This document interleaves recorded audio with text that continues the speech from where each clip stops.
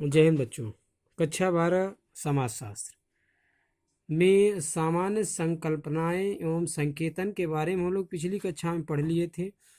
आज पढ़ेंगे भारत की जनसंख्या का आकार और समृद्धि, यानी भारत की जनसंख्या कितनी थी और ये कितना विकास किया। चलिए फटाफट पढ़ लेते हैं इसको। भारत में प्रथम जनगणना, यानी जो भारत में सबसे पहली जनगणना हुई 1871 ईस्वी में हुई थी। याद रखना, भारत की सबसे पहली जनगणना 1871 ईस्वी में, तथा इससे पहले भारत की जनसंख्या के बारे में केवल अनुमान ही लगाए जाते थे। उदाहरण के लिए मोरलैंड के अनुसार 1605 में अकबर की मृत्यु के समय भारत की जनसंख्या लगभग 10 करोड़ थी। ये अनुमान लगाया गया। राधा कमल मुखर्जी के अनुसार 19वीं शताब्दी के मध्य भारत की जनसंख्या 10.5 करोड़ थी। सिगसले डेविस ने 300 ईसा पूर्व से यानी 1871 ईस्वी के बीच जनसंख्या का अनुमान इस प्रकार लगाया है। ये अनुमान काफी अच्छे अनुमान माने जाते हैं। किसकी देखिए अनुमान ज्यादा अच्छे माने जाते हैं? किंगसले डेविस के अनुमान काफी अच्छे माने जाते हैं। इनके अनुसार 300 ईसा पूर्व में देखिए वर्ष जनसंख्या करोड़ में क्या थी? 1014। फिर 1600 में 10 आ गई, ये करोड़ में है। ठीक, ये है करोड़ में, ये वर्ष की बात कर रहा है और ये है जनसंख्या। उसके बाद में ये है 1800 ईसा पूर्व में 12 हो गया, 1834 में 13, 1846 में 15, 1855 में 27.5 करोड़, 1863 में 19.4 करोड़, 1871 में 21.5 करोड़। तो ये बहुत पुरानी जनसंख्या जो जनगणना हुई थी उसके बारे में जिक्र किया गया। इसके बाद किंगसले डेविस का अनुमान उस समय की सैनिक शक्ति तथा जोत योग्य भूमि के क्षेत्रफल के आधार पर लगाया गया है। भारत की जनसंख्या संबंधी विश्वसनीय आंकड़े पिछले 100 वर्षों से ही उपलब्ध है। वस्तुतः जनसंख्या की दृष्टि से विश्व के दूसरे सबसे बड़े देश भारत की जनगणना संबंधी आंकड़े संकलित करना एक कठिन कार्य है, क्योंकि इसमें न केवल भौगोलिक विस्तार अत्यधिक है अपितु संरचना की काफी विविधतापूर्ण है। फिर भी प्रत्येक 10 वर्ष बाद इस कार्य को सफलतापूर्वक संपन्न किया जा रहा है। पिछली जनगणना 2011 में संपन्न की गई थी।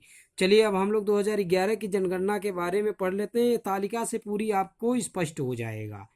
ठीक, आगे देख लेते हैं। अच्छा, यह जनगणना नक्सल प्रभावित क्षेत्रों सहित भारत के सभी जिलों में सफलतापूर्वक संपन्न की गई थी। जो 2011 की जनगणना थी 1872 ईस्वी में हुई पहली जनगणना के बाद 2011 ईस्वी में हुई यह 15वीं जनगणना है। देखिए 2011 की जनगणना कौन सी है? 15वीं जनगणना। इसके पहले 14 बार जनगणना हो चुकी थी। 2011 की जनगणना को मिला के 15वीं जनगणना हो गई, जिस समय 2200 करोड़ खर्च किए गए। जनगणना को संपन्न कराने में 27 लाख कर्मचारियों को लगाया गया। ऐसा अनुमान है कि वर्तमान सन 2019 में भारत की जनसंख्या 135 करोड़ है। आगामी जनगणना सन 2021 में होगी, याद रखिएगा।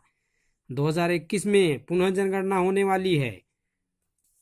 2011 के बाद प्रत्येक 10 साल के बाद जनगणना होती है, यानी 2011 में हुई, 2021 में होगी, फिर 2031 में होगी, फिर 2041 में होगी। 10 साल के बाद भारत की जनगणना हो जाती है। आइए एक तालिका देखते हैं। 1901 ईस्वी से 2011 तक की जनगणना जो हुई है उसमें क्या है? 1901 ईस्वी में कितनी जनसंख्या थी भारत की? 23.6। 10 की वृद्धि कुछ नहीं दिखाया।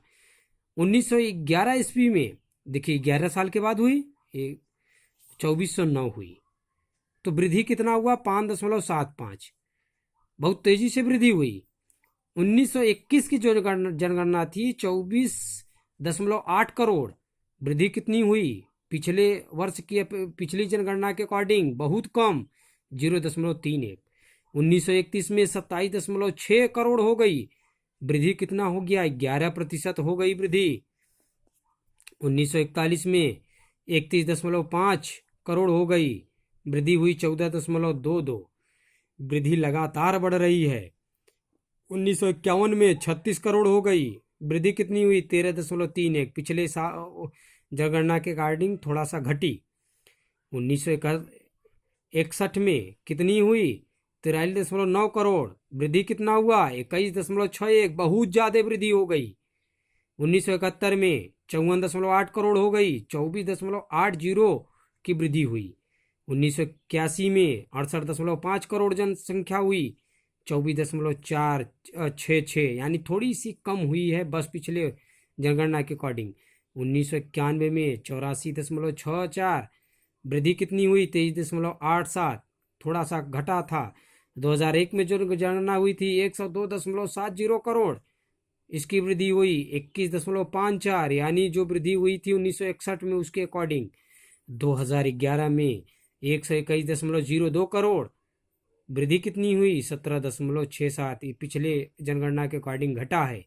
लेकिन अब जो जनगणना होगी उसका अनुमान लगा रहे हैं कि 2021 में 135 करोड़ के आसपास होगी जनसंख्या। तो आज के लिए बस इतना ही। आप लोग इसमें से कुछ कम लिखिएगा काट छाट के, मैंने आपको पूरा समझा दिया विस्तार से।